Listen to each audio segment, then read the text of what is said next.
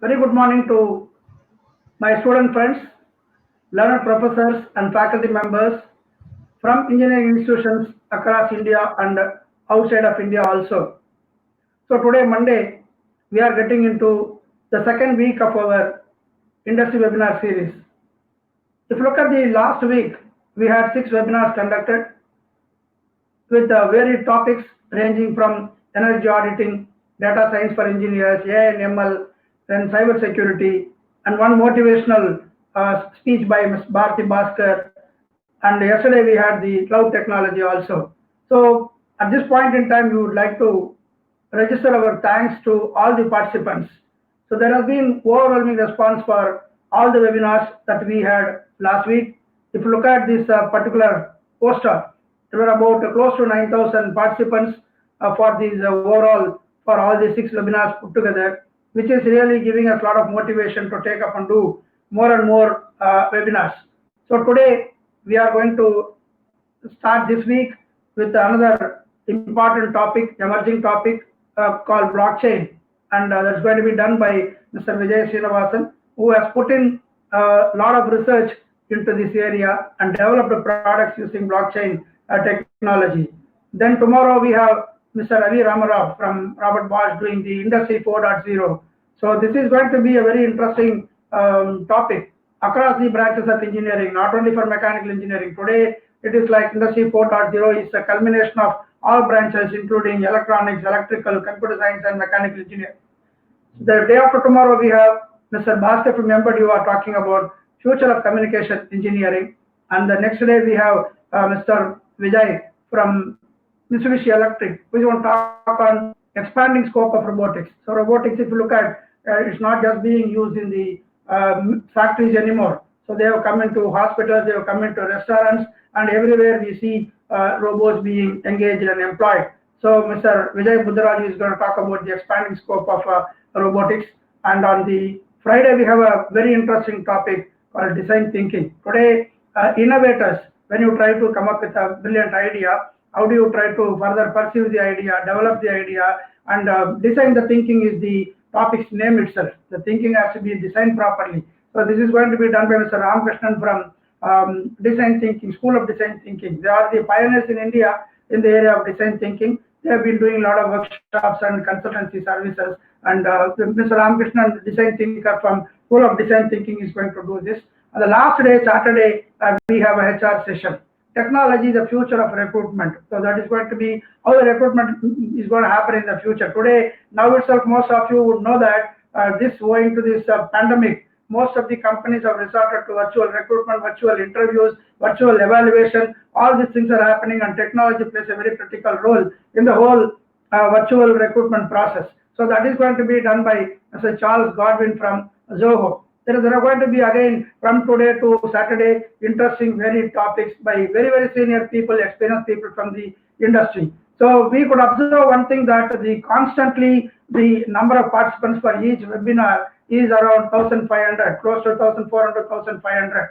So we only understand that these webinars are interesting and useful to you. That's why we are able to get this consistent number. And we would request you to share these details with more and more of your friends, so that they can also join these webinars and get benefited. So with this small note, I would request our HOD of Computer Science and Engineering, Dr. Subham, to take over the session and introduce Mr. Vijay Srinivasan. She will be anchoring the session today. Towards the end of the session, the question will be consolidated by her and read out for Mr. Vijay to answer. Over to you, Madam Subha. Thank you, sir. Good morning to everyone. It's my proud privilege to introduce Mr. Vijay Srinivasan, the resource person for today's webinar. Mr. Vijay Srinivasan is a business and technology leader with more than 25 years of industry experience, providing leadership in building businesses and partnerships, product engineering, and architecture.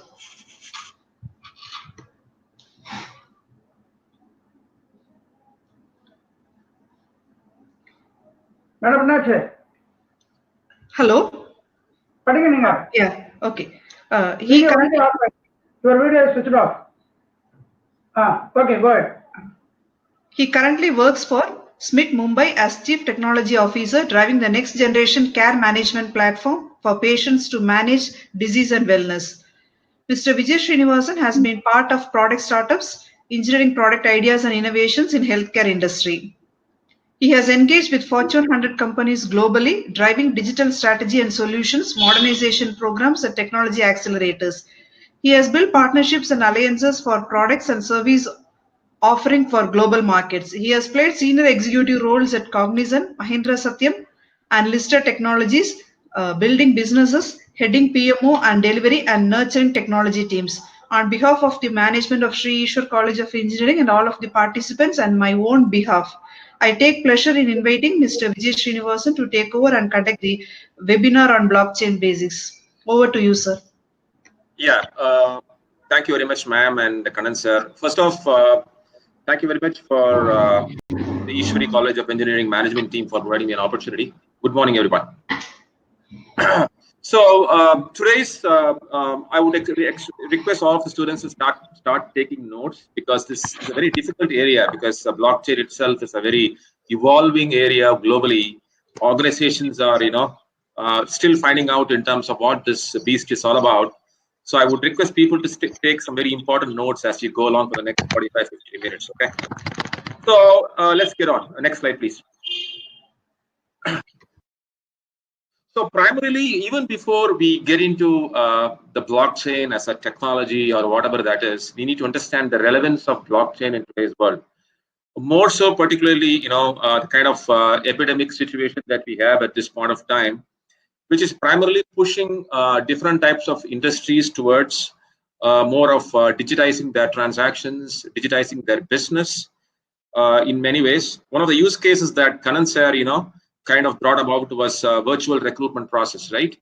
So I would presume that during the course of next 30-45 minutes, you would realize how blockchain would play a very central tool in terms of enabling such kind of digital transactions. So it's about building more and more digital economy.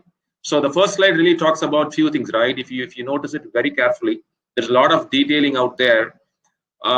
Digital economy is about characterizing a lot of consumerism. You provide a lot of freedom and democracy for the consumers as they dictate the marketplace in terms of buying, in terms of selling, in terms of providing different types of services. And then, that's how, the digital economy evolves, right? So today, almost all of us primarily will be using Uber or any of those other services mechanisms like, Zomato or any of those, right? Primarily, they are all organizations which primarily build on top of digitizing transactions, enabling movement of products and services in different ways, right? If you take a use case like Uber, we know that Uber as a central piece enables you to digitally connect with different stakeholders, right? It enables you to connect with you as a consumer with primarily a cab driver and any other stakeholder as part of the ecosystem. And then the transactions evolve in terms of you booking for a ride. And that's how the digital economy grows, right? So primarily, digital economy in the next 20 years and beyond would play an increasing role in creating what I say as in terms of a larger digital economy, in terms of movement of goods and services, enabling huge levels of transparency. So as transactions get driven across a digital ecosystem, transparency would come in place, and more importantly, decentralization of assets and services and data would become an interesting viewpoint. So keep that in mind. So as we go along the next slides, as we keep talking about more and more about blockchain, you should be able to relate back to what this digital economy is all about and how blockchain is going to play a very important catalyst, right? So keep that in mind. Yeah. So I'm going to the next slide.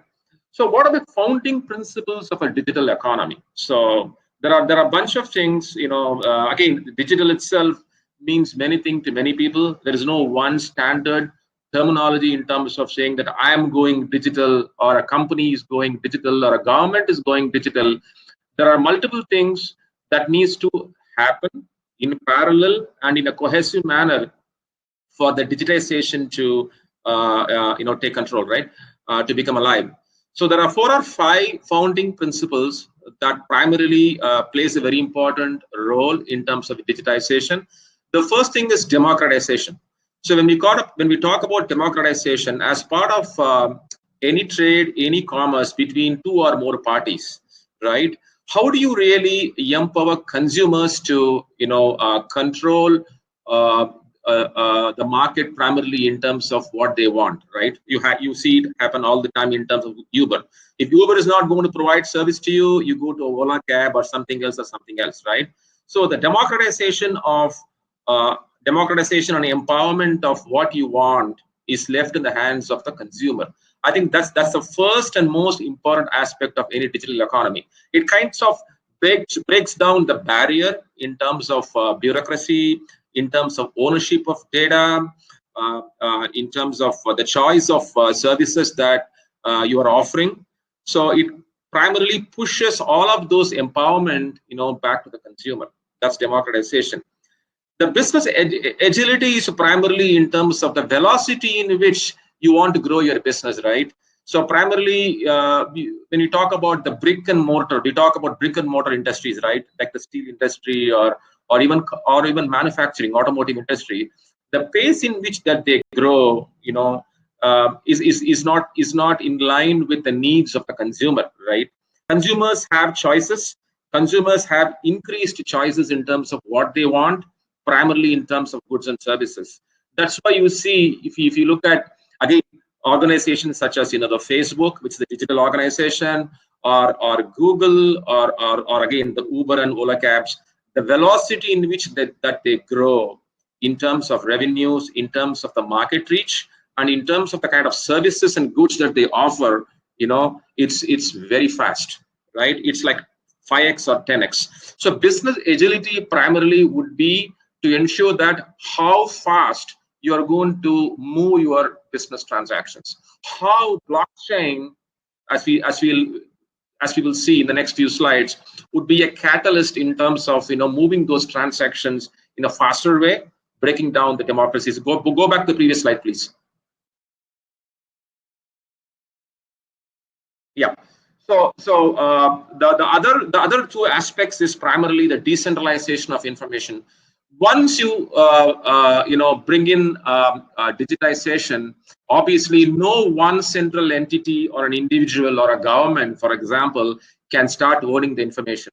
When we talk about information, it could be transactions that gets recorded in a ledger or a journal.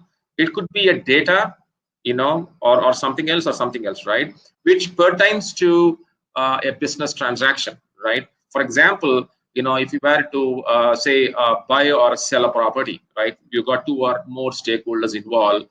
There'll be transactions in terms of validating the contract. I mean, the property document.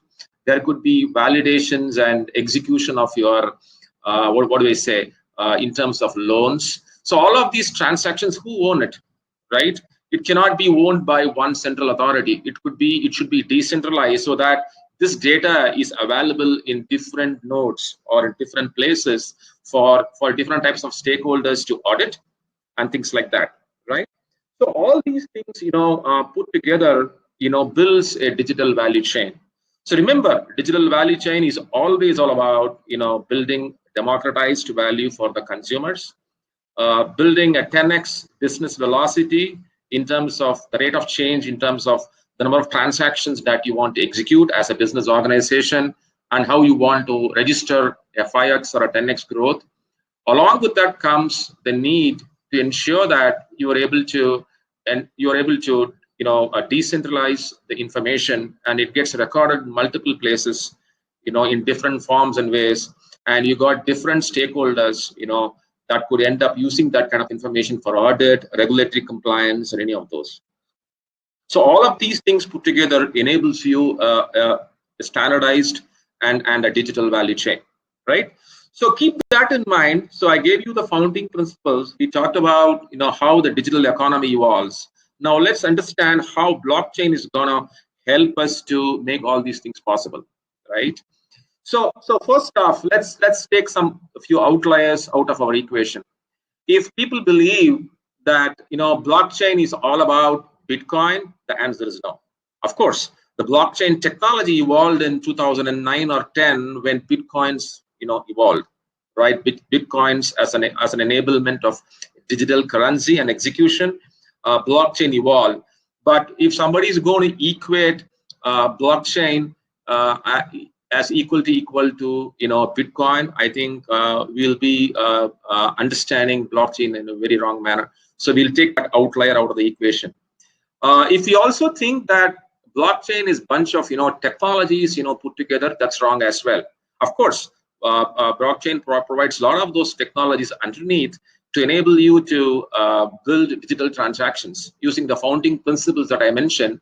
But we cannot conclude primarily saying I understood blockchain as a technology in terms of a distributed ledger or a consensus protocol, so on and so forth. That will be quite limited in terms of understanding what the blockchain offers back to industries and individuals, right? So what is blockchain? So blockchain allows untrusting parties to engage and collude together to perform a transaction. I think that's the key thing, right?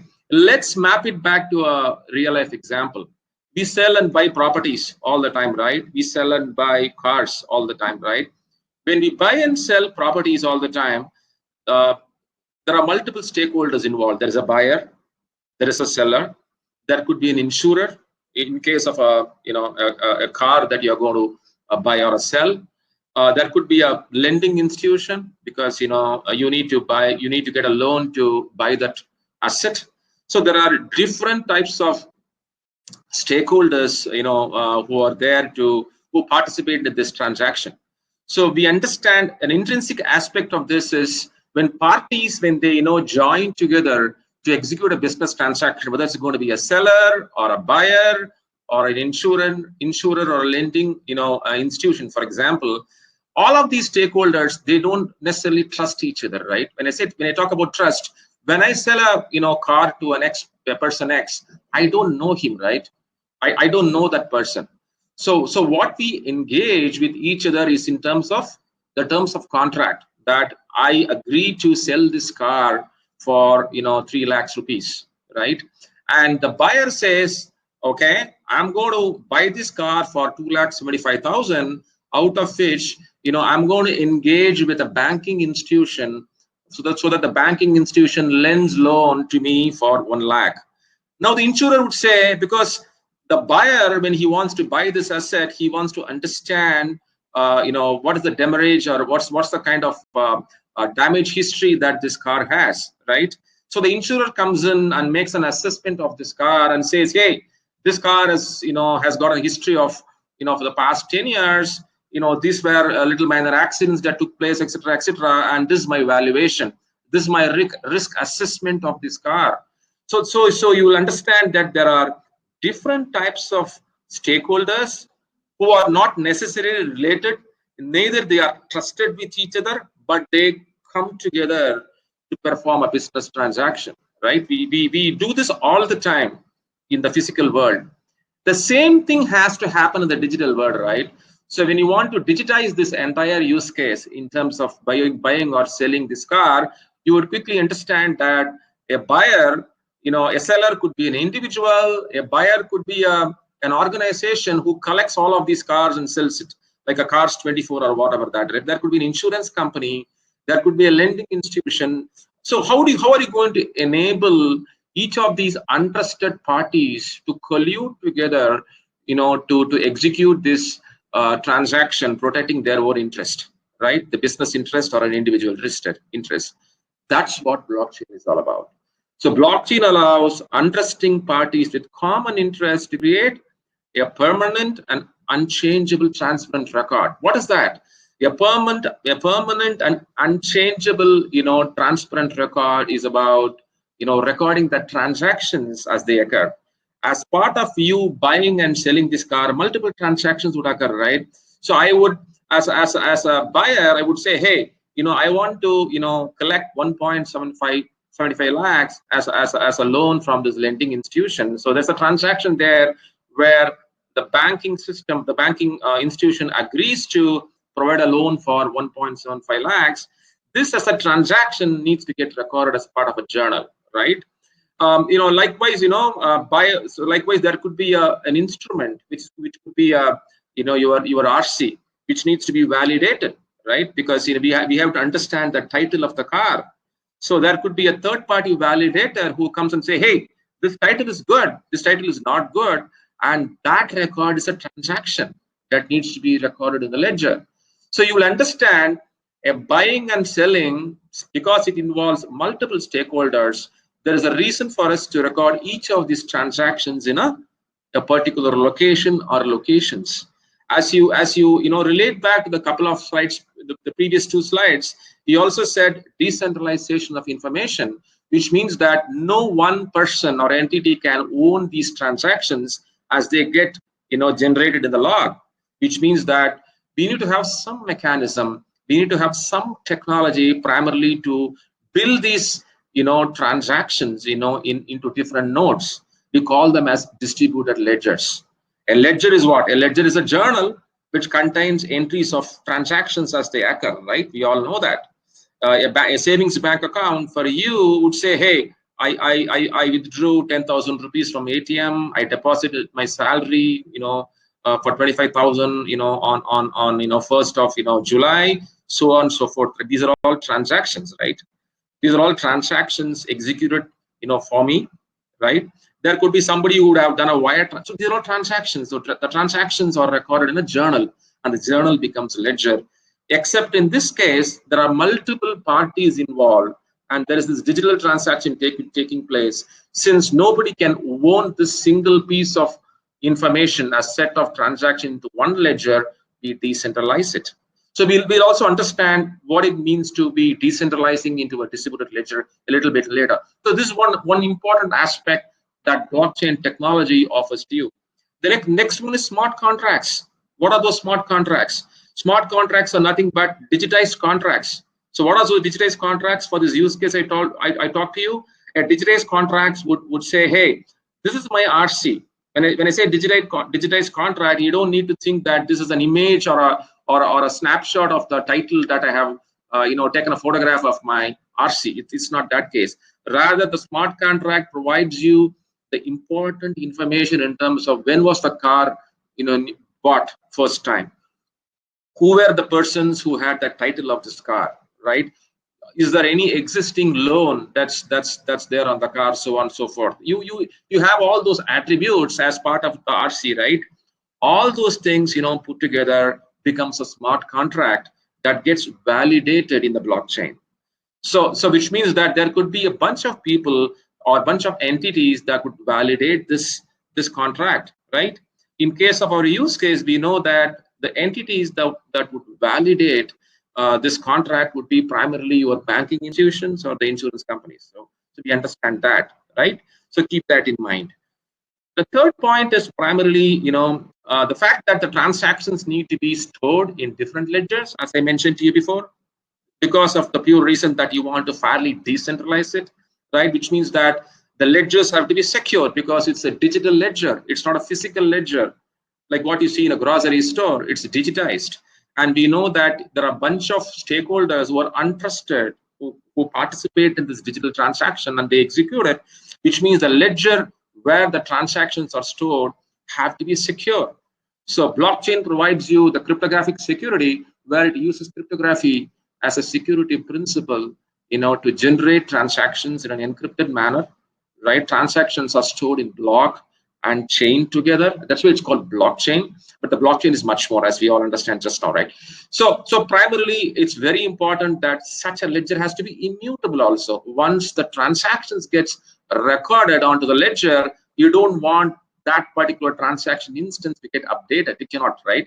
Because then, it will completely, the ledger will become compromised. So you really want to have a cryptographically secure, transaction that provides you a read-only view. So that's what blockchain offers to you. And then the data provenance. What is data provenance? Data provenance is primarily, as part of this entire business transactions, as we understood, there are multiple transactions underneath, right? A lending institution, validating whether, this loan request from this buyer is valid or not. an insurance company, validating if the title of the deed is good or not. These are all transactions which get generated on the ledger, as we spoke just now. The data provenance is primarily providing you a timeline in terms of the way the transactions occurred over the period of time. For example, data provenance would mean July 1, 2020, buyer and seller agreed to, engage into a transactions where buyer said, hey, I'm going to, sell this car. So you have a transaction that gets recorded, like, buyer and seller, agreeing to get into a transaction where you want to sell the car, right?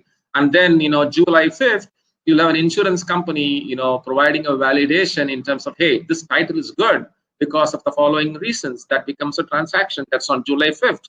And then July 7th, you got a banking institution says, hey, you asked for 1.75 lakhs, but I'm going to give you 1.50 lakhs. And that transaction gets registered on the ledger. That's on July 7th. And then probably on July 10th, you fulfill the transactions, the entire business transaction. So which means that you got 5 or 6 transactions as they occur over a period of time.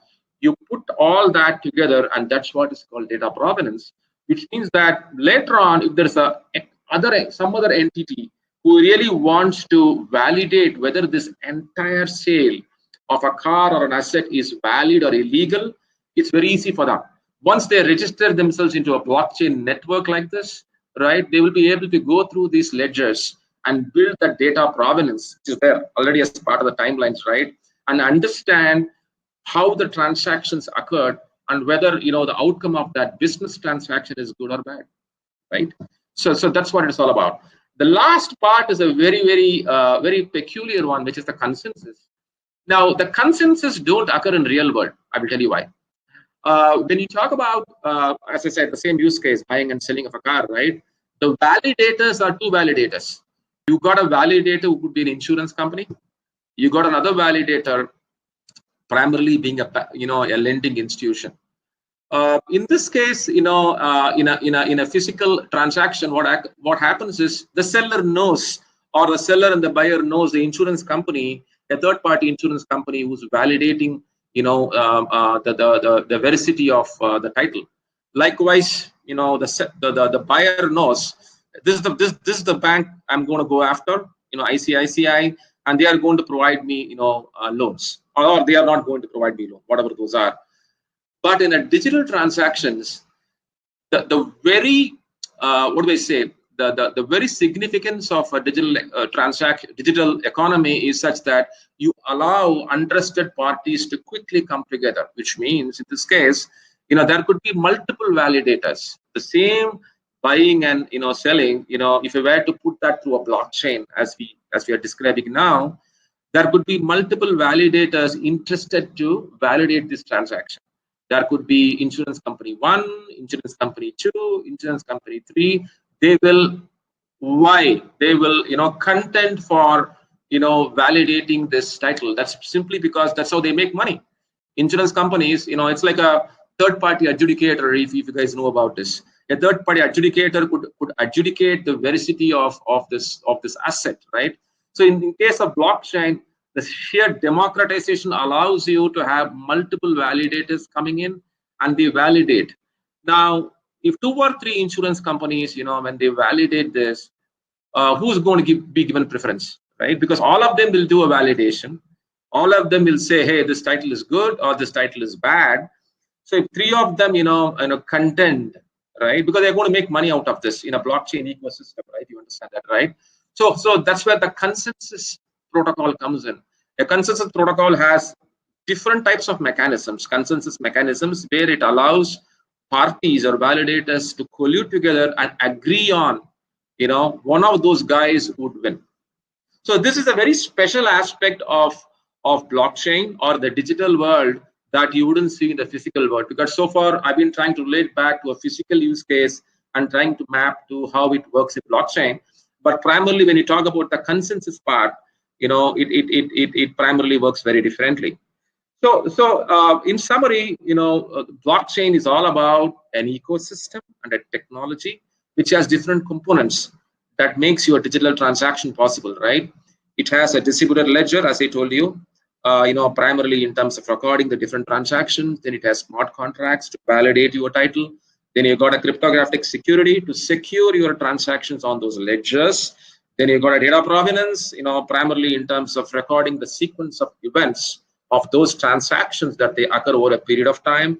And then you have consensus, primarily in terms of having one or more parties, two or more parties to collude together, to validate a certain transaction. So the right hand side of the figure, right here, primarily, talks about exactly what I said. A and B wish to conduct a interaction or a transaction. Cryptographic keys is assigned to an interaction that both A and B hold. The interaction is broadcast and verified by a distributed network. That's where the validators come in. Once you validate, a transaction gets created. That's the block that I talked about. The block is then added to the chain. It's cryptographically secure. It's hashed, and a block is actually not one transaction. Technically, the blockchain platforms, which you later on see, contains more than one transaction for scalability issues. Primarily, this block is then added to the chain, creating a permanent and a golden record, an immutable record, right? So that's how, it at a very highest level, a blockchain transaction, gets executed. So now I really want you guys to understand, the moment you talk about blockchain as a technology or blockchain as an enabler for the digital transactions, always try to take an analogy, understand how in real world, physical transactions, like the way I said, right, buying or selling a car or a property or whatever, how it works, and start drawing, mapping in terms of the principles or the features that I said now. You'll be able to understand as well. Yeah. So let's go on. So there are different types of blockchain or blockchain, platforms available. As I said, blockchain is a very new thing for the past 4 or 5 years. In my opinion, it's still evolving. For the pure reason I told, people have not still understood. People in industry have still not still understood well, primarily in terms of what is blockchain is. There are certain sections of community who think blockchain is a technology.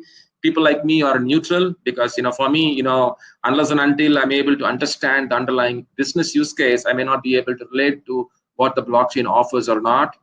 So blockchain platforms have been evolving, in parallel. So there are different types of blockchain models that are available in the industry today.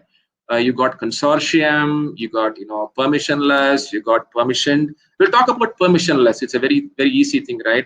Permissionless blockchain, probably you guys are aware, you would have heard the term Ethereum, right?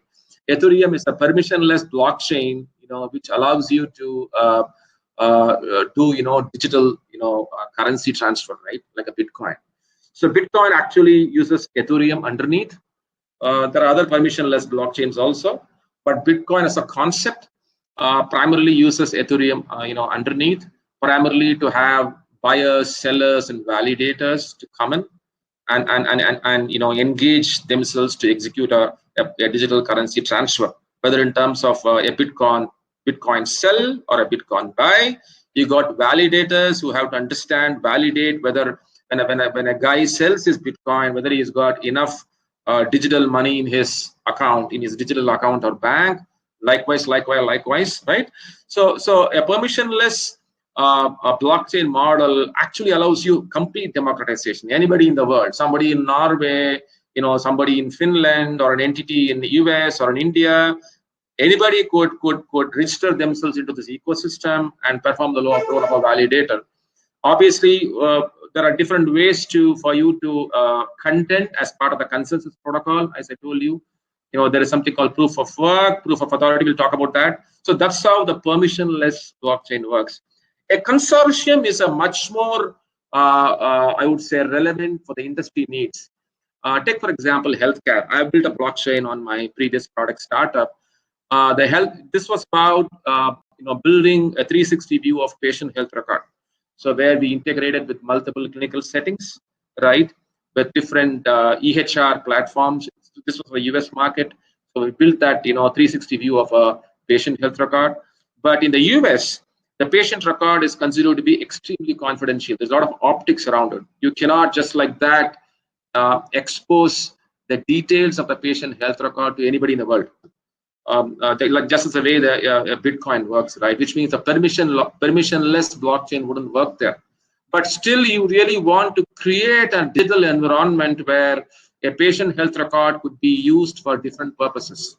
For example, in our case, once you build this 360 view, health record, we really want this health record to be anonymized and could be used by contract research organizations to understand, hey, I'm working on, researching on COVID-19.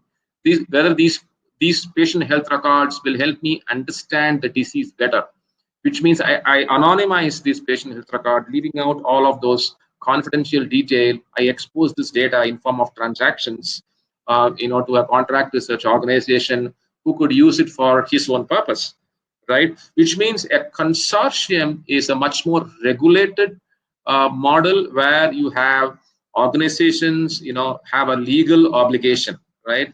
When they join together like a CRO or a hospital or a patient or a health center or a yoga center. So these organizations and individuals have legal obligation, and they come together to use a patient health record. So this is what we built as part of my product startup, a couple of years back. So a consortium, blockchain, is primarily through a pre-selected set of nodes. Right? That's why the legal obligation part comes in, right? So they come together as a consortium and they perform transaction, right? But the point is, there's a slight difference though. Technically, the right to read the ledgers, the blockchain may be public or restricted to the participants, making it partially decentralized. This is an area which I wouldn't, I know the consortium blockchain today as a platform. I've been using IBM Hyperledger. Hyperledger is still evolving. It's a permissioned blockchain, which is very restrictive. The more recent versions of Hyperledger itself has got multiple blockchain platforms. Just so you know, it's an umbrella. They are moving towards a consortium model. I would presume the next couple of years we will understand how this ledger management will happen. Whether they want to expose the read-only view of the ledger public and restrict the ledger update to a consortium of entities, so on and so forth. But understand this: there's a permissionless blockchain, which is Ethereum, the Bitcoin stuff. Then there's a consortium, which is a much more half-baked. It's neither very contrived, right? Private, neither it is completely public as what permissionless is. That's what consortium, a bit more regulated. A permissioned is very simple. A permissioned is an enterprise. So an enterprise where you have multiple departments and you put a blockchain around it. Okay, so you understand the different blockchain types. On the left hand side, the components, as we talked about, there are different components in the blockchain ecosystem. You got these participants, the sellers, the buyers, the validators, etc. Then there's a global state, right? The global state, is primarily the transaction. So what's the transaction? A transaction is occurring. Validators come into play as nodes. They collude, as I told you. There's a consensus that gets that comes out of it, where one guy wins or one entity wins, and that becomes the global state. And that is the transaction that is going to go into the ledger. So distributed ledger, we talked about, uses independent nodes to record and synchronize blockchain transactions, enforcing decentralization. We talked about it. It's cryptographically secure. Then we talked about the consensus. And obviously, a blockchain component will also involve an effective ongoing governance and administration, because the moment you have untrusted parties colluding together for a digital transaction, we'll have to understand that there should be a good level of governance, and administration in play. Somebody talk to me now. No, Vijay, this is Kanan. You just wanted me to remind you about the time. Yeah. I'm watching it. Okay. You should give me 5 more minutes, actually. Instead of 11:45, you should give me 11:50. Because you wanted me to remind, I just thought. Thank you, sir. So let's quickly understand, the blockchain, consensus and the distributed ledger, right? How it actually take place, right? On the left-hand side is your blockchain ecosystem on the center, and then you got all of these participants, right? Some of them could be buyer, seller, some of them could be validators on this blockchain network. So validators contend for validating the transaction as it occurs. We talked about it, and one of them wins. I put a tick mark, right? That guy wins, and that becomes the global state. And this global state, so the blockchain platform could allow you different types of consensus protocol: proof of stake, proof of work, Byzantine fault tolerance. It's a deep topic. We can talk about it one full day. I'll just give you a couple of words on it. A proof of stake is a proof of work is primarily in terms of anybody. There will be a puzzle that will be thrown by the blockchain system. Anybody who's able to demonstrate solving that puzzle using his own investment, this is going to be your hardware. That's how Ethereum works for Bitcoin, and that guy becomes the winner. So, which means that in this case, anybody who's going to have enough horsepower is most likely to contend for these transactions and win more. That's not what we want. So there's something called proof of authority. There are multiple consensus protocols that's emerging in the marketplace. So we've not seen the 100% list. More and more protocols will evolve as different types of blockchain models that evolve, right? In terms of consortium blockchain and stuff like that.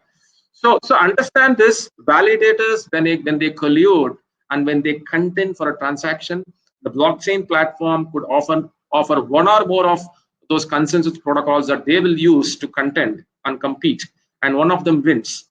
And that validator, whatever transaction he's going to spit out, becomes the global state, and that gets into the ledger like this. So this is a hyperledger version of how the ledger is managed internally in the file system. Likewise, different blockchain platforms will have different ways of recording the transactions, but most likely this is how it'll be, right? So as I said, a block will contain a set of transactions, not necessarily one. So you got a block number, right? And then you hash that block, right? And then you create a block hash, right? And you link it to a previous block hash. So you got multiple blocks like this, right? And each of these blocks may contain n number of transactions which could be encrypted. So primarily the whole linking process of the blocks in a blockchain ledger primarily is done through cryptographic hashes, and one hash is linked to a previous hash, and the blocks themselves will have one or more transactions which are encrypted. So that's how the ledger, that's how the transactions are stored in the ledger.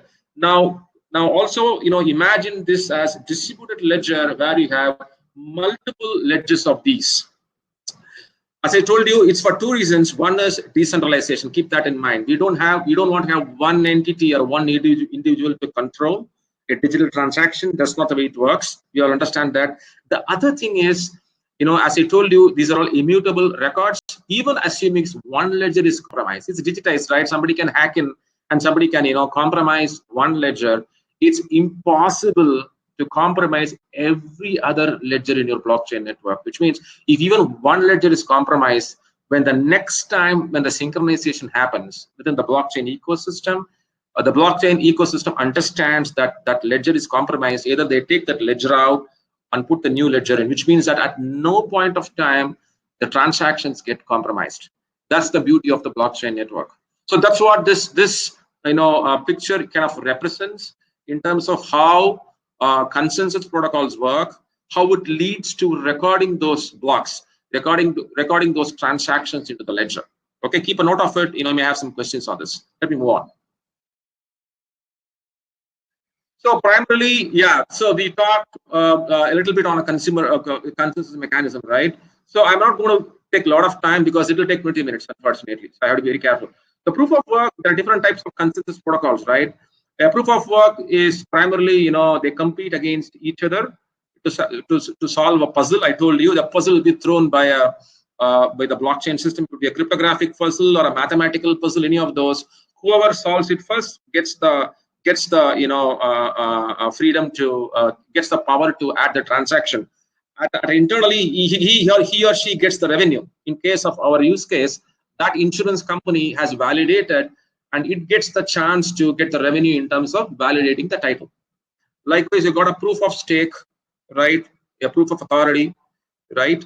So there are different types of consensus protocols, and this is how it happens. So let's go through it a little bit slowly. So somebody initiates the transaction. So multiple parties transact as part of this business transaction. Somebody tries to transfer something as part of this transaction. So it gets into a consensus mechanism where there are multiple validators on this dotted square box, right? the validation, the network of nodes, validators verify using a known consensus algorithm, as I told you. A valid transaction, at the end of the day, one guy wins, right? The consensus mechanism is applied. One guy wins, and it gets, you know, into the block, into the ledger. So that's how the whole thing works. You know, obviously you have to understand. The other point is nodes. The reference of nodes is since it's the whole thing is digitized as in a blockchain platform, you know, like a Hyperledger or an Ethereum, the nodes are associated with participants. In this case, you'll have a buyer node or buyer nodes, seller node or seller nodes. You'll have validators, as I told you. So if you were to put this car buying selling use case that we talk about, the validators will be the insurance company as nodes. They'll be part of this blockchain platform, and they will be using some of those components, consensus components, to compete, right, and engage in this transaction. One of them wins, so they will, as a transaction comes in, right, so they will apply this smart contract, they will verify this title, they will use their own internal systems to understand the record of this particular asset, and whoever wins based on the consensus protocol that this platform offers has the chance to say, hey, I have done the validation. Here is this insurance company X. I have done the validation. I'm going to record this into the ledgers, and I get the revenue out of it, right? That's very important. So that's how the whole, you know, consensus protocol and how the decentralization works underneath, and how it leads to a transaction which gets you know, generated finally, right? So let me move on. So there are different types of blockchain platforms today. I kind of mentioned to you. As I said, there are permission blockchain like I have used Hyperledger extensively. There is Ethereum, Ripple. There are a lot. Ripple is very good. Ripple is used on the financial blockchain, you know, transactions. Ripple is used very well there, I'm aware. Ethereum is used on Bitcoin. So there are different blockchain platforms today. Watch this place. There will be a lot of these platforms that will evolve in the future. The underlying consensus protocols will evolve. There is always this, you know, contention between permissionless and consortium and private, right? That has to get settled, because permissionless won't work for 90% of the industry because of the nature of the permissionless transaction, as I mentioned to you, right? It works good for Bitcoin, but it may not, you know, work well for, you know, other types of industry use cases. So watch this space, right? So let me move on. So primarily, yeah, this is a very good use case of pharma supply chain. So I will just, you know, pause. I don't need to explain. It's very clearly, you know, mentioned. So as a drug passes through different entities, manufacturer, wholesaler, retailer, patient, a doctor's report, transaction of that drug, which started from the manufacturing point all the way to the doctor report, it's going to be consumed in different mechanisms. And the transaction of that consumption of that drug, and I say consumption, it is not swallowing the drug, it's about using that drug in different mechanisms, right? A wholesaler will record 20 tons of Brufen for this batch arrived in this location in my warehouse and at this point of time, out of which I found, you know, 2 tons of those Brufen were counterfeits. I'm just giving an example. That's a transaction. The transaction goes into a ledger. Likewise, you can relate back to a retailer. For a pharmacy company here, it receives 500 kilograms of Brufen, out of which, you know, 10 strips could have been damaged. So they record that as a part of because he's a participant in the blockchain, he'll say, hey, 10 of this is damaged. Let's mark this as a transaction, put that in a ledger. So now you understand the drug movement all the way from the manufacturing point to different stakeholders, and how blockchain enables you decentralization underneath it, validators coming in, validating the transaction.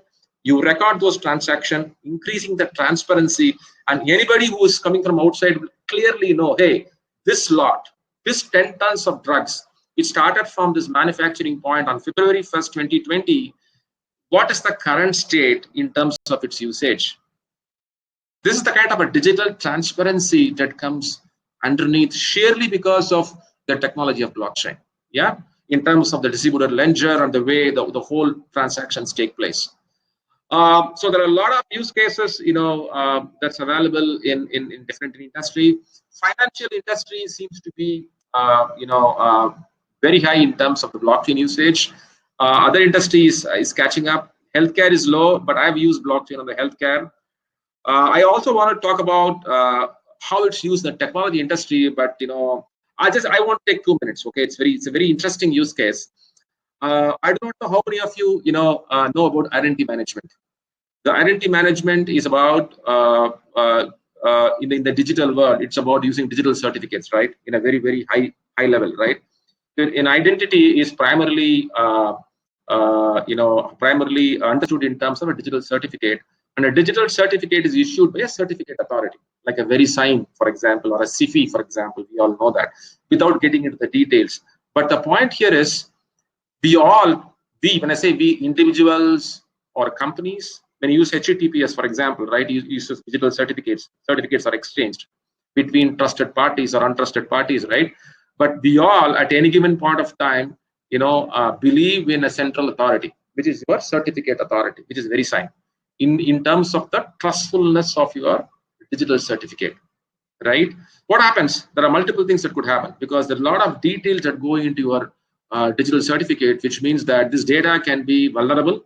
If the digital certificate is not well done, the repository in which VeriSign is keeping the digital certificate, it gets exploited. Your data, which is present in that digital certificate, will be exploited by third parties. That is unsolicited. Solicited could be, whether you like it or not, VeriSign may have a partnership with a marketing company, so they will sell your details to a marketing agency in terms of, they using it back in terms of advertising some products to you. It happens all the time with identity access management, right? A decentralized ID management works very differently. A decentralized ID management primarily works in terms of not to have this root of trust as a central authority. We call it as web of trust. The web of trust is purely established using a blockchain, technology. I will stop with that because I'm watching my time. But it's a very interesting use case. You can go and type in decentralized identity management and blockchain. You'll understand what is happening. Keep the founding principles of the digital transaction. Understand decentralization, understand validation, understand ledgers. I think you'll be able to relate back to what this beast blockchain is, right? So that's where we are. Quick, yeah. It's the wave is cresting. It's true. I don't even think as an industry we have touched maybe 5-6%. That too significantly in the banking sector. I think more and more industries would realize, given this kind of an epidemic situation where they are forced to conduct more and more digital transactions, they would realize that a blockchain technology would be very ideal in terms of enabling them to conduct those transactions, right? So you would see that more. There's a lot of potential, but there's also a lot of skepticism in the marketplace, because of the fact that the blockchain models are very confusing, as I told you before. The private, the consortium, permissionless, and so on and so forth. For the next 2-3 years, I would presume that it will subside down, and the maturity in blockchain would evolve, right? What does it present for you? Huge, right? If you look at this, right? This is the percentile of job postings on LinkedIn alone. I do not know how many of you are following LinkedIn. If not, start following LinkedIn. And the graphs represent in terms of this for the blockchain job requirements, and how it has jumped up from 2015 onwards. You can see that, right? The green line interestingly represents the technology part. I'm very surprised. I thought that the financial would be number one. It seems that it kind of mellowed down. If you look at the banking sector, right? Financial services and insurance, it kind of slowed down. Rest of them are still catching up, the healthcare and all that. But I would presume that this graph is only going to go higher and higher in terms of number of blockchain job opportunities. So the blockchain job opportunity is not going to be purely in terms of in terms of programming. It's in terms of understanding how you understand digital transactions, how you relate to the blockchain, and things like that. And of course, how you end up using a certain platform. That's very important in terms of say Hyperledger. You get into a sawtooth where it provides you the SDKs in terms of registering the clients, creating a transactional proposal, smart contract, how you put that into your blockchain environment, how you validate it, and things like that. So to summarize, what are the takeaways for all of us? There are 4 or 5 things, right? Whenever you are asked a question in terms of, hey, this use case, does it validate a need for a blockchain? You understand decentralization. If it provides you a very good, a convincing answer or a compelling answer of the fact that, hey, this requires a lot of decentralization, blockchain is worth it. The moment you do that, you have to understand distributed ledgers. A decentralization moves into a distributed ledger because of validators and all that, right? I'm building up a storyline for you. Then you have to start understanding, how do I secure my distributed ledger? So you understand cryptographic security of what the ledgers offer, right? Then you understand the overall play of the business transaction from point A to point Z. Remember the drug, it moves from the manufacturing point all the way to a doctor putting the report, right? You understand a business transaction. You understand how validators are going to work, how they are going to collude and compete to validate those transactions, how you are going to build your smart contracts. Because the smart contracts could be defined by you as a product builder, right? And you will supply that transaction proposal or the smart contract to those validators, and validators may validate that. So you need to understand how consensus is going to work. So these are the 4 or 5 things that's very important for you to understand. The moment you are faced with a situation and somebody asks you, what is blockchain? If I were you, I would say, you tell me the problem statement, tell me the use case. Let me use my first principles in terms of decentralization, in terms of distributed ledgers, in terms of how I understand the end-to-end business transactions, so on and so forth, right? And then I would say, what does it lead me to? Does it lead me to a business agility? Does it lead me to a democratization where more and more untrusted parties or partially trusted parties can join together? Things like that. I will pause now. So those are things I really wanted to talk about at a very high level. I don't know how much you guys were able to understand, but I have tried to distill in terms of how you have to understand blockchain the right way. I'll pause now and take questions. Thank you. So much, Vijay. Now I would request Dr. Subba. We have got some interesting questions that have come up, and Dr. Subba would read out the questions for you to answer. Thank you. Madam, take over. Hello, sir. Thank you for this informative session. So here we have some questions from the participants. Pragadish has asked, at the present time, whether this blockchain implementation is easy or difficult. Okay, very interesting question, right? At present, I presume what Pragadish is asking is in terms of the epidemic that we have today. The answer to the question is whether it is difficult or easy. It depends on how do I say, how organizations and individuals are able to come together. So in the virtual world, I would presume that today, we are able to still conduct a meaningful session virtually with 1,000 people participating all over the country, right? So in present situations, wherever there's a need to digitize the transaction in more than one way, I think the possibility exists. The only thing that we need to validate ourselves is in terms of first principles that I said.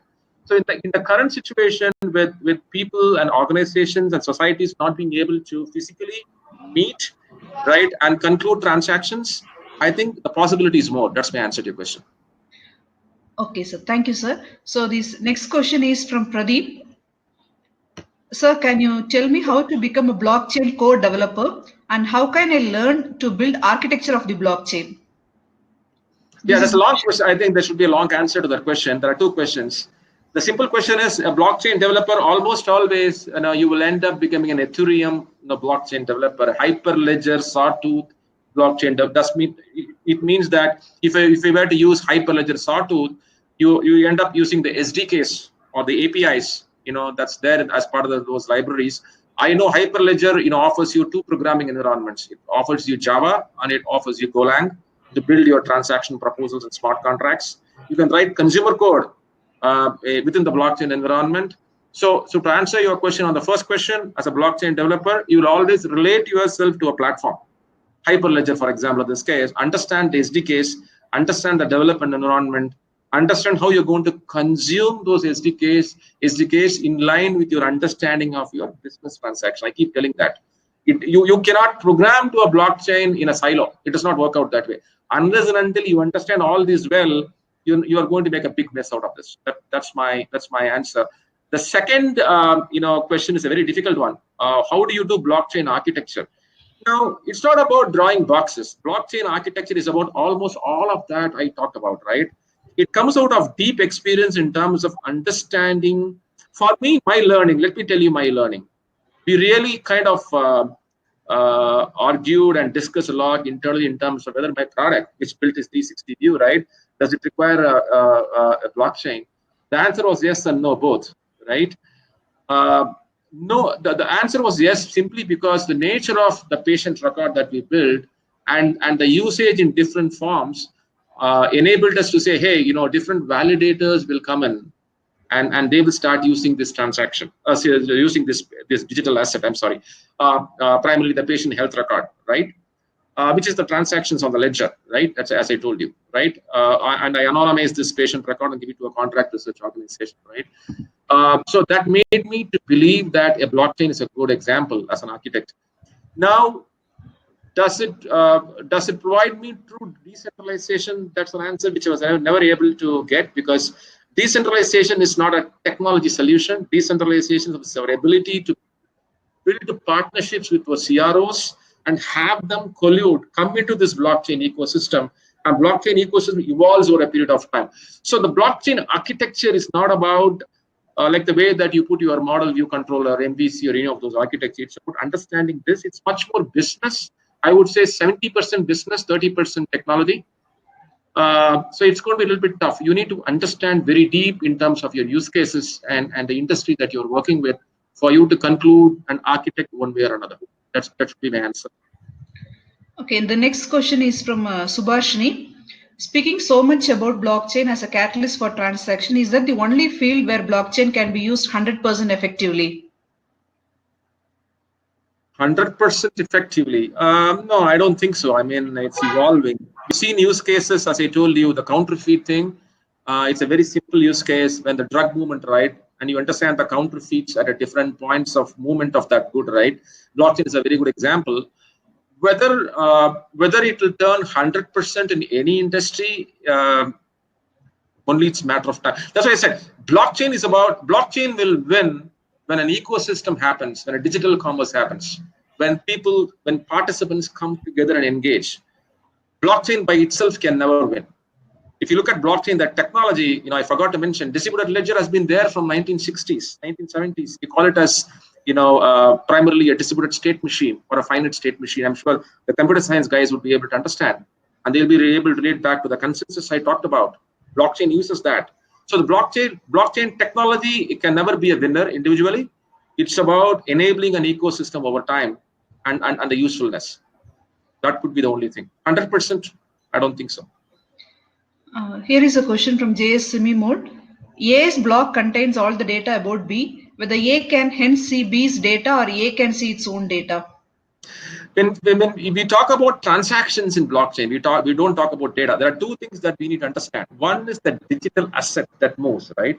In our case, it's going to be the car, which has got whatever value and all that, right? And the transactions that store in the ledger. So we talk. So what we generally concur is what is stored in the ledger is the transactions as they occur, not the data itself. While the blockchain technology does not, stop you from putting the entire data. The data is the state of that asset itself. Transaction is what happened on that asset. Bitcoin data is my savings on my Bitcoin is worth $1,000. Bitcoin worth is the asset. Transaction is what I did with those $1,000 of Bitcoin worth. I did 100, sell. I did 200 buy, etc., etc., etc. We store the transactions on the ledger, not the data itself. So I do not know whether he meant data as transactions or data itself. Transactions, yes, it can be visible. If it is going to be a permissionless blockchain, it's visible for everyone. If it's going to be a consortium, write is limited to few, read could be for everyone, so on and so forth. But we need to differentiate between data and transactions. Sir, Pradeep has asked, in the Hyperledger umbrella of projects, what type of Hyperledger framework will be in Hype and how to learn that framework? Yeah, Hyperledger, there are at least 8 or 9. Hyperledger is an umbrella. IBM was there, IBM moved out. It's an open source thing. There are 7 or 8 frameworks that's there. It's also evolving. I used Fabric.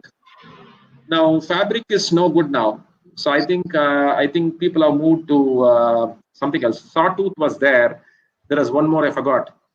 It's evolving, but Fabric still, because the Fabric is much more standardized because it came around 2015, 16. So there's a lot of implementations on Fabric. I would advise people to look at Fabric first, Fabric 3.0 or 3.1 first, instead of getting into other frameworks. So understand Hyperledger is an umbrella, it's a branding, and then you got 6 or 7 of those frameworks underneath. Each one of them are platforms. Some of them uses Fabric underneath. Some of them are independent. So for me, the way I went about doing it, I'm not saying it's necessarily right, is I started with Fabric. Then I realized Fabric is not a great guy for consensus, but I had lost 1.5 years of putting my investment on Fabric. But Fabric does provide you some very good detail on architecture, technical documentation for developers and budding architects. I will start with Fabric. Sir, Tirumale Selvi has asked the differences between Bitcoin and Ethereum. Bitcoin is a concept, right? A concept and implementation. There are different types of Bitcoin implementations around the world, right? Ethereum is the blockchain platform. Bitcoin itself started as a platform, I agree, in the year 2008 and 9. But I would like to separate the Bitcoin as a concept and the platform which got introduced initially by 2008-9 and what we have as Ethereum today. There are two different things. I wouldn't say that Bitcoin and Ethereum are one and the same. That's not the way you can look at it, because there are multiple Bitcoin implementations today. So you have to understand Bitcoin as a digital currency and commerce started in 2008, right? So Bitcoin developed the technology underneath. It was not called blockchain. Nobody called this. They called us Bitcoin. It had all these, right? It had this, a consensus, a ledger, distributed ledger, and all that. Over a period of time, Ethereum as an open source, was separated out, and there are multiple Bitcoin implementations on Ethereum. So Bitcoin became more of a branding word. So you have to understand, the way you have to understand is, yes, Bitcoin started in 2008. It had its own blockchain technology underneath. It was not called blockchain at that time. By 2014, blockchain was separated out, right? And you had platforms like Ethereum evolving. That's how I would want to understand. Sir, these are all the participant questions. I have a couple of questions from my side. So is it possible to modify the data once it is written in a block? And do you have any restrictions on the type of records that can be kept in the blockchain? Yeah, there are two questions, right? One is, okay, first question is whether it would be able to modify the transactions or modify the block, as you rightly said. The answer is no. Because the very nature of the way that we serialize and the way we record the ledger is cryptographic. I told you blocks, and blocks are chained together by generating cryptographic hash. So you can use an asymmetric key or a symmetric key to use a cryptographic hash, right? Generate a hash. Let's assume that you use an asymmetric key. The private key is stored elsewhere. Now using the public key, you generate this hash, right? And you will not be able to modify the hash. We all know that. That's how cryptography works.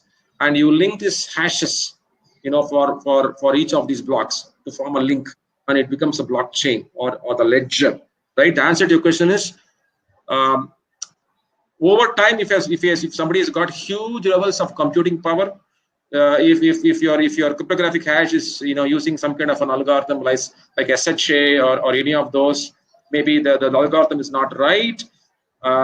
Somebody can break it, but even if you can break it, which requires enormous levels of computing power, you will not be able to break it in different nodes, because the ledger is going to be synchronized in multiple other places which you may not have access, right?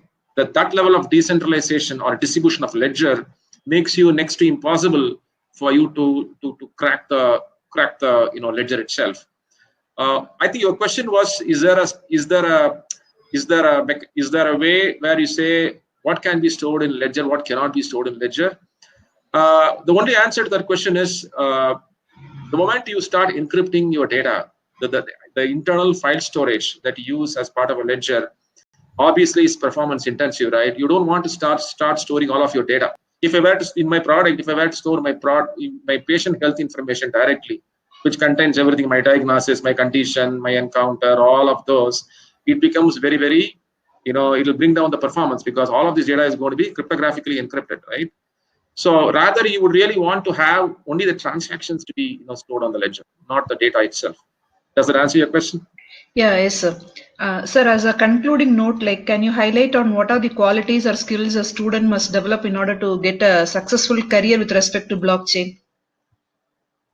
Yeah, so that's a good question, right? At least in the Indian industry, we spend 100% of time in understanding data structures, doing programming. All that is very good.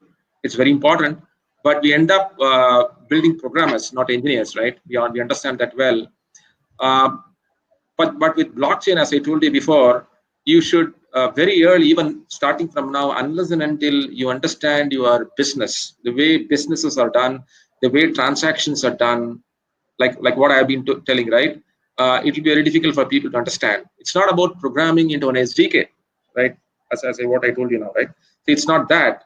It's about understanding the nature of transaction and the relevance of blockchain underneath, based on the guiding principles I have shared. I think that's the only way out, in my opinion. No amount of writing good Golang code or writing good SDK would turn somebody into a good blockchain engineer, unless and until he's able to understand his guiding principles, apply it, find out the relevance, so on and so forth, and build a career to herself. Okay? Okay, sir. Thank you. Yeah. Thank you. I hope. Okay. I hope that all these things made some sense to you guys. It's a very difficult topic, I understand, but go back, reflect on the guiding principles. The PPT is there.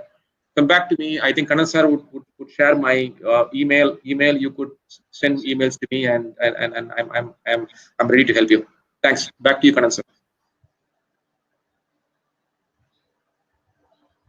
You are speaking on mute, sir.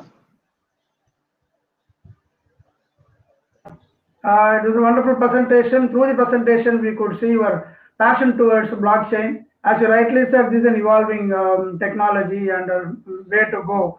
And definitely, this beginning would be very, very useful for all the participants, I believe. And on behalf of the participants, the management of our institution, I would like to extend my warm thanks to you. I know that you are into a product development for a company and you are completely tied up, but taking time out on my request to come and do this program, I should really be grateful to you. And thank you so much. And I also extend my thanks to all the participants and my own colleagues, Dr. Subha, for anchoring this program, and Professor Mohan Kumar for doing the administration activities for this, which is very critical, because 1 hour program without any small glitch happening, definitely the credit should go to the administrator. I would like to thank Mr. Mohan Kumar also. With this note, we will close today, and tomorrow we are going to join for another great webinar on Industry 4.0. I would look forward to all the participants to be taking part in the tomorrow's webinar also. Thank you so much. Thank you so much, sir. My pleasure. Okay.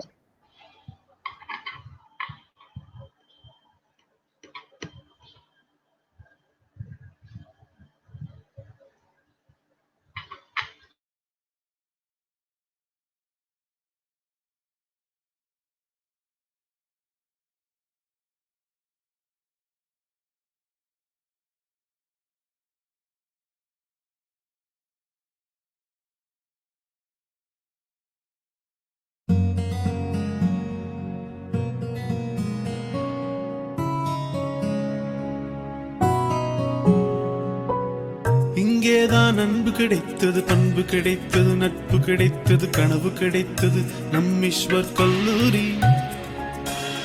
இங்கேதான் தெளிவு கிடைத்தது, அறிவு கிடைத்தது, அறமும் கிடைத்தது, அனைத்தும் கிடைத்தது நம் ஈஸ்வர் கல்லூரி. பசுமை வண்ணம் கொண்ட சூழலிலே மயில்கள் கொண்ட எம் கல்லூரியே, ஒற்றுமைக்கும் தேசிய கொடியும் இங்கே நம் ஈஸ்வர் கல்லூரியே. அக்கறை கொண்ட நிர்வாகம் அது அது எங்கள் உத்வேகம். ஆசிரியர்கள் எல்லோரும் வெற்றிகளின் அஸ்திவாரம். ஆதவன் இல்லாமல் விடியல் ஏது, பாதைகள் இல்லாமல் பயணம் ஏது, கேள்விகள் இல்லாமல் விடைகள் ஏது, ஈஸ்வர் கல்லூரி இல்லாமல் இன்பம் ஏது.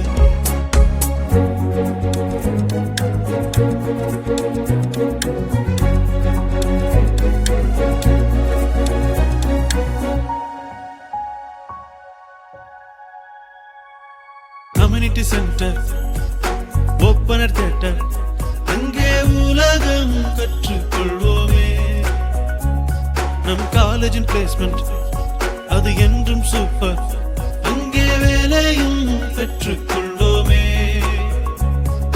4 ஆண்டுகளே என்றாலும் ஒரு குடும்பம் போல வாழ்ந்திடுவோம். 40 ஆண்டுகள் கடந்த பின்னும் நம் கல்லூரி நாட்களை போற்றிடுவோம். இந்த நிலையை நாங்கள் அடைந்தாலும் வாழ்வில் உயர பறந்தாலும் மறவோம் ஒரு நாளும் நாங்கள் ஈஸ்வரில் பயின்ற நாட்களை. ஈஸ்வர் கல்லூரி வாழ்க்கை கற்று தந்த பாடம் காலம் எல்லாம்